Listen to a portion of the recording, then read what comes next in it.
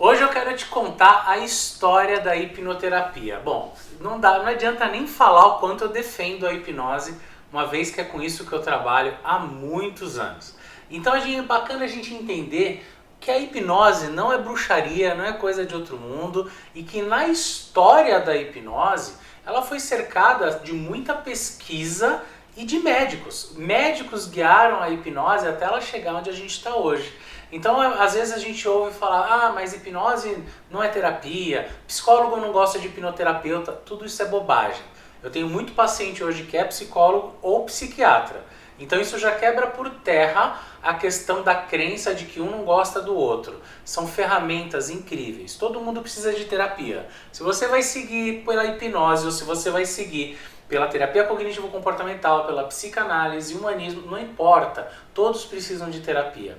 Então eu te convido agora a descobrir mais sobre a hipnose. Mas antes, eu vou te pedir de sempre, curte, comenta, tenta compartilhar, põe aqui o que você está achando desse vídeo, para que eu consiga direcionar as aulas que eu vou dar para vocês sobre terapia, sobre ansiedade, depressão e muito mais.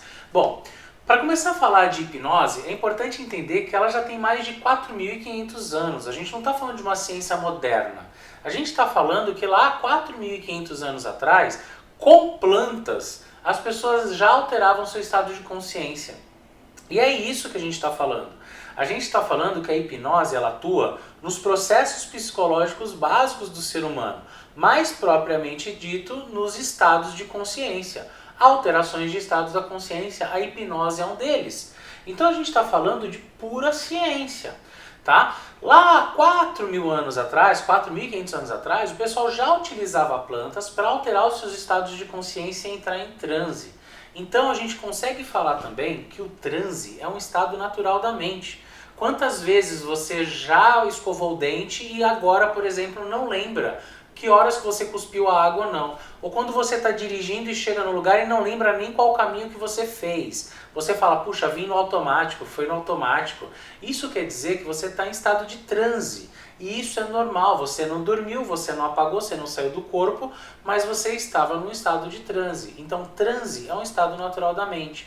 E a hipnose utiliza o transe para conseguir chegar onde a gente precisa chegar para tratar o que precisa tratar. Então a gente não está falando de nada muito novo, mas a gente precisa entender a base científica disso e é importante você saber também, principalmente se você tem alguma dúvida sobre hipnose.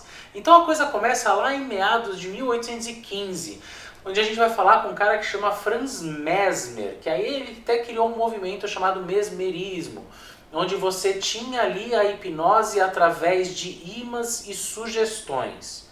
Tá? Ele utilizava um ímã e sugestões para criar um estado de hipnose.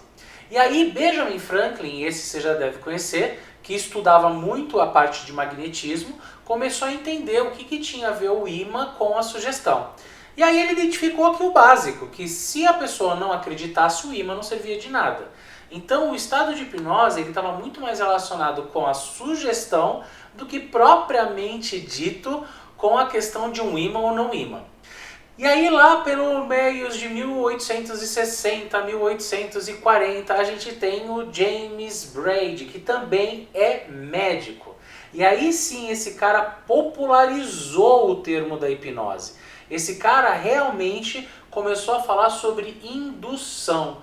Indução para fazer com que a pessoa entrasse em transe. Então ele realmente popularizou. Olha de quanto tempo a gente está falando de médicos utilizando a hipnose para fazer seus tratamentos.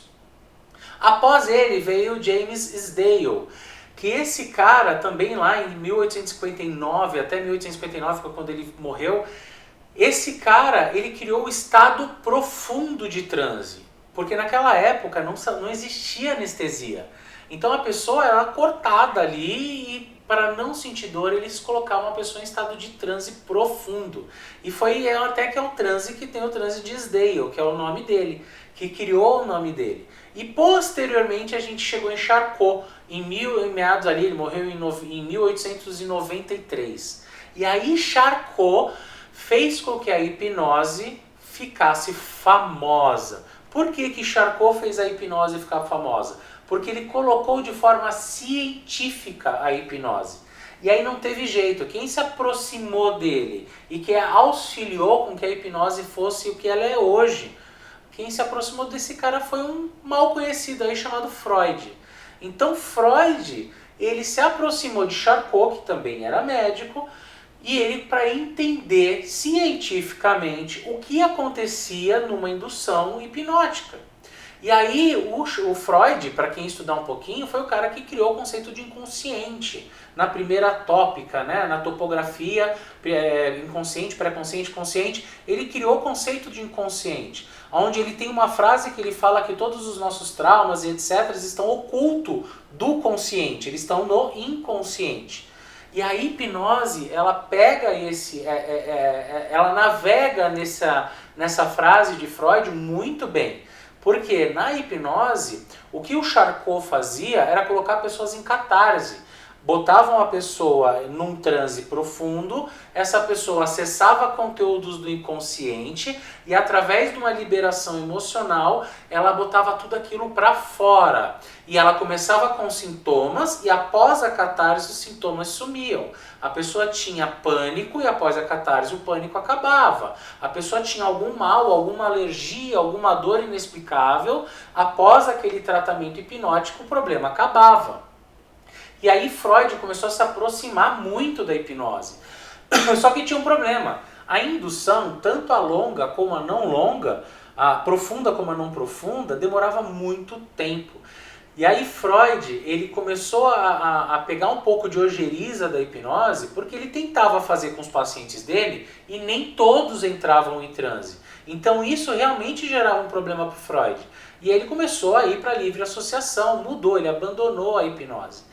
Mas antes disso, ele deixou uma frase que, apesar de ser uma frase crítica à hipnose, é uma frase fantástica, que ele fala que a hipnose é a psicoterapia dos pobres. Por que ele fala isso? Porque na época, quando a gente está falando lá de 1890, era fino você ficar em terapia durante anos.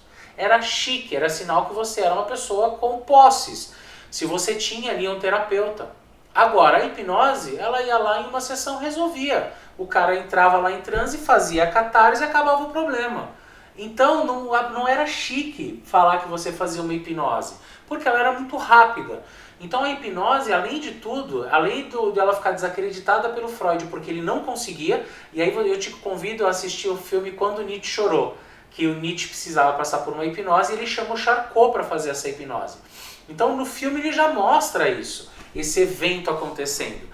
Então primeiro caiu num descaso porque Freud não manjava muito dos Paranauê para fazer a indução demorava muito, e depois, além de tudo, não era chique, não era fino, porque a hipnose era muito rápida. Somente esses dois pontos, eles já são incríveis, e eles endossam o poder da hipnose de ser uma psicoterapia extremamente rápida, uma terapia muito breve. A gente não está falando de algumas sessões, a gente está falando de uma sessão poderosíssima, acabando com sintomas de décadas de um paciente. E esse foi o principal benefício que o Freud trouxe para a gente da hipnose, foi ele ter nadado por esse processo até criar a psicanálise de fato. Então a hipnose faz parte dessa história. E aí depois veio um cara lá para 1960, a gente já deu um pulo, que foi David Ellman.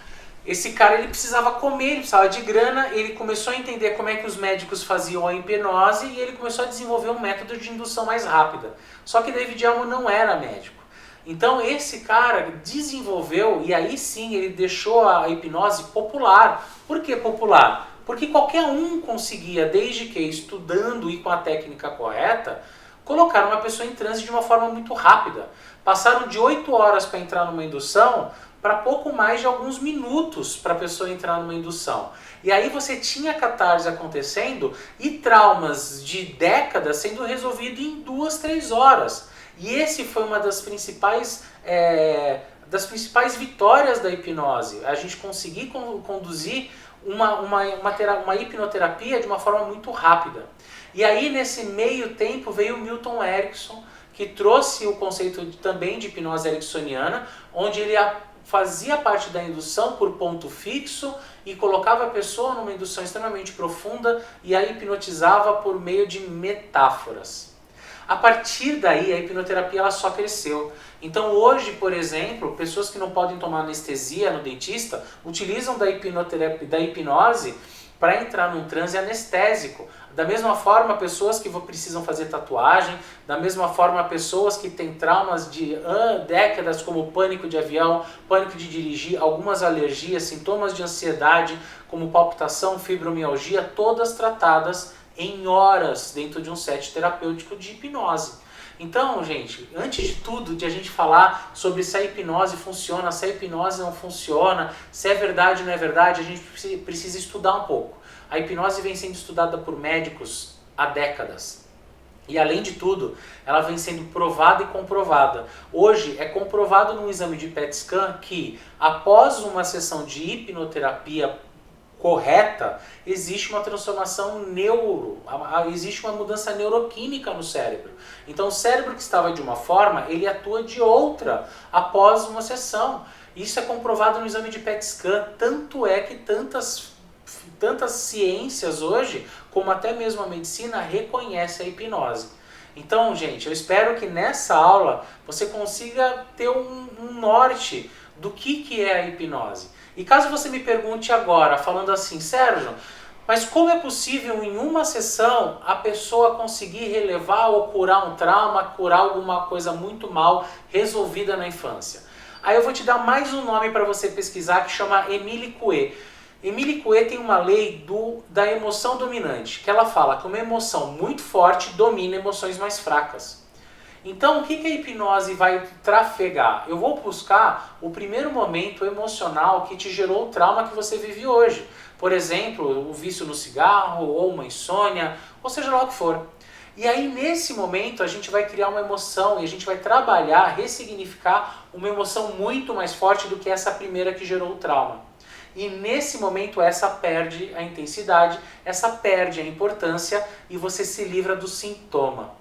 Então a hipnose é uma ciência extremamente incrível, extremamente poderosa, que ela está aqui para ajudar a gente, para fazer uma transformação em cada uma das vidas. Eu espero que você tenha entendido um pouco da hipnose, curte esse vídeo aqui, me fala o que você achou e bora transformar mais vidas em nossa volta. Bora lá!